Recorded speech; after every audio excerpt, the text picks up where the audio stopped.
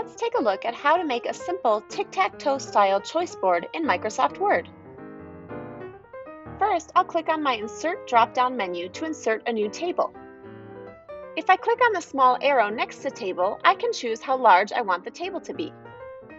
I might choose a 2x2 table for a simple choice board, or a 3x3 table if I want it to be a tic-tac-toe style.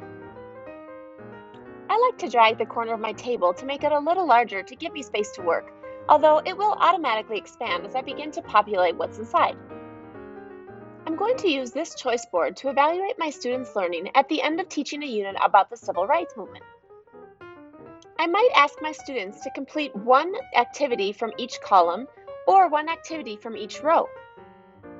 If I choose to organize my choice board in this way, I need to think about what content I'll put in each column or row. To help keep myself organized as a teacher, I'm going to label this first column Biography. I'll label the second column Timeline, and I'll label the last column Vocabulary. These are just markers for me as a teacher for now, but they'll help me remember what I want my students to accomplish if I ask them to complete one activity from each column of the tic-tac-toe board. I'll start by filling in the Biography column. My goal here is to have my students show me that they've learned about the important people of the Civil Rights Movement. But I want to give them some choice in how they demonstrate their learning to me. This first activity will be a writing activity. Some students may choose to do it on the computer, and other students may choose to use paper and pencil to complete it. I'll want to make sure to include explicit instructions so that my students can be autonomous in completing the activity.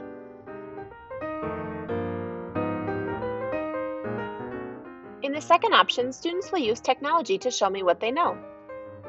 I can add more choice for my students by allowing them to choose the technology application that they will use, or by allowing them to choose the person that they will use for their biography. I also like to include an artistic option that my students can complete without using technology if they so choose.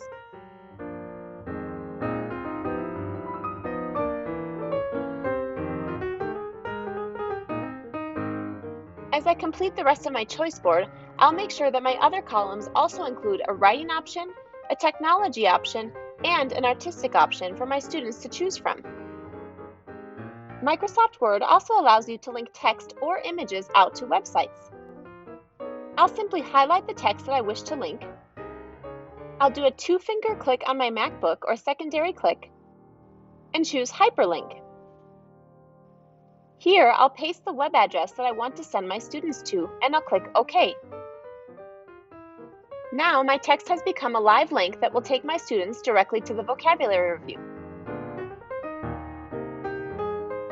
Time to start creating. Open a Microsoft Word document to create a new choice board for your students.